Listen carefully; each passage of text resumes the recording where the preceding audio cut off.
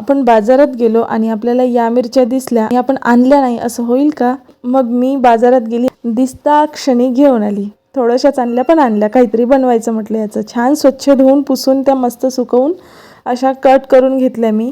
या तुम्ही कशाही पद्धतीने कट करू शकता, गोल किंवा उभ्या पद्धतीने. आणि या मिरच्या आणल्या मी 250 ग्राम. दोन्ही रंगाच्या मिरच्या आणल्या आणि दोन्ही मिरच्या मी मिक्स करून घेतल्या. म्हणजे हिरव्या मिरचीची वेगळी रेसिपी आणि लाल मिरचीची वेगळी असं काही नाही केलं. इन्स्टंट लोणचं बनवणार आहे, जे जेवणासोबत अगदी झणझणीत लागते, मस्त जेवणाला चव येईल असं लोणचं. आणि हे लोणचं बनवण्यासाठी मी दोन्ही मिरच्या एकत्र यूज केल्या.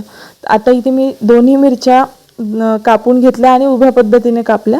मिरच्या कापून तयार आहे. एकदा मिरच्यांचं पाणी सुकल्यावर त्याला पाणी लावायचं काम नाही, कारण आपण लोणचं बनवणार आहे. इथे मी तव्यावर थोडासा मसाला बनवण्यासाठी भाजून घेत आहे. 2 चमचे सोप, अर्धा चमचा मेथी आणि 1 चमचा धणे. आता हे भाजून घेत आहे. मी जिरं वापरलेलं नाही, तुम्ही जिरं वापरू शकता जर तुम्हाला धणे नसेल वापरायचे तर. आता हे भाजून घेतलं मी आणि त्यानंतर अर्धा चमचा साधारण कलोंजी आहे, ती थोडीशी परतवून घेतली तव्यावर. छान ती जर थोडी सॉफ्ट आली असेल तर छान होईल, म्हणून तसं काही भाजलंच पाहिजे असं जरुरी नाही कलोंजी. आता जे मी मसाले किंवा जे साहित्य भाजून घेतले होते ते मी मिक्सरच्या पॉटमध्ये टाकून घेतले. त्यानंतर 2 चमचे मोहरी किंवा मोहरीची डाळ आपण वापरू शकतो, हे मी मिक्सरमध्ये टाकून घेतलं आणि अर्धा चमचा ओवा टाकला आणि हे छान याची दरदरीत पावडर बनवून घेतली. सोबतच पाव चमचा हिंग टाकला. आता हे छान याची पावडर बनवून घेतली आणि इथे तुम्ही बघू शकता 2 चमचे तेल, मी आपण जे रेग्युलर यूज करतो तेच तेल मी वापरलेलं आहे. 2 चमचे तेल मी कडकडीत गरम करून थंड करून घेतलं ते. आणि त्यानंतर हा मसाला तुम्ही बघू शकता असा मी जाडसर मिक्सरमध्ये काढून घेतला. आणि आता तुम्ही बघू शकता मिरच्या तयार आहे. तेल पण कडकडीत गरम करून थंड करून तयार आहे. आता ह्या तेलामध्ये मी काही मसाले म्हणजे अगदी बेसिक साधारण अर्धा चमचा हळद टाकून घेतली. त्यानंतर जी कलोंजी आपण गरम करून घेतली ती कलोंजी टाकून घ्यायची आणि त्यानंतर बस हे मिक्स करायचं. यामध्ये तुम्ही मीठ टाकू शकता किंवा नाही टाकलं तरी चालते. बरं, मिरची पावडर हे ऑप्शनल आहे टाकणं, कारण मिरच्या जर तिखट असेल तर मिरची पावडर स्किप केलं तरी चालते. आणि मिरच्या जर कमी तिखट असेल, अगदीच कमी, तर तुम्ही मिरची पावडर टाकलं तरी चालते. अगदी झणझणीत बनण्यासाठी सुद्धा आपण मिरची पावडर टाकू शकतो. आता इथे जे मसाला आपण बनवून घेतला होता तो या मिरच्यांवर टाकून घेतला मी. हा मसालासुद्धा आपण तेलामध्ये टाकून घेऊ शकतो. तेल थंड झाल्यानंतर त्यामध्ये हळद वगैरे टाकायची, हे सगळ्यात महत्त्वाचं. हा मसाला टाकून घेतला या मिरच्यांवर आणि त्यानंतर मीठ टाकून घेतलं. मीठ साधारण 3 ते 3.5 चमचे टाकून घेतलं. लोणचं काही खारट झालेलं नाही एवढं मीठ टाकल्यानं.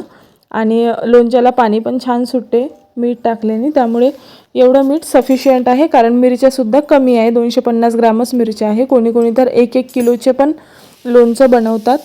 तर तेल आपण जे बनवून घेतलं होतं, जे गरम करून थंड करून वगैरे घेतलं, ते तेल पण यामध्ये टाकून घेतलं. आणि नंतर हे सगळं मिक्स करायचं, अगदी व्यवस्थित असं मिक्स करायचं. सगळ्या याला मसाला लागला पाहिजे सगळ्या मिरचीला. आणि हे आता मी आत्ताच एका जारमध्ये भरणार नाही आहे, तर सकाळी भरणार आहे. त्यामुळे आता हे मिक्स करून घ्यायचं व्यवस्थित. यामध्ये आपल्याला लिंबाचा रस टाकायचा आहे. तर लिंबाचा रस मी 2 लिंबाचा रस काढलेला आहे. तुम्ही एक जर लिंबाचा रस खूप जास्त निघत असेल, साधारण 2 ते 3 चमचे, तर एका लिंबाचाही टाकू शकता. आता इथे बघू शकता छान मिक्स झालेलं आहे हे लोणचं. म्हणजे मिरचीला सगळ्या मसाला लागलेला आहे. आणि 2 लिंबाचा रस यामध्ये टाकून घेत आहे मी. आज सगळ्यात महत्त्वाचं आहे, लिंबाचा रस टाकल्यानंतर सुद्धा आपल्याला मिक्स करून घ्यायचं आहे हे.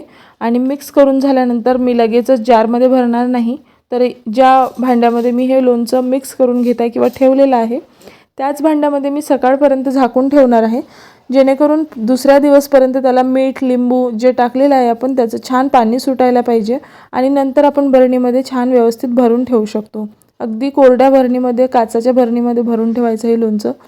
इन्स्टंट लोणचं आहे, खूप दिवस पुरत नाही.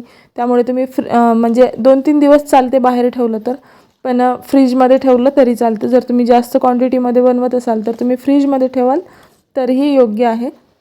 म्हणून हे लोणचं बनवताना नेहमी लक्षात ठेवायचं की इन्स्टंट लोणचं आहे.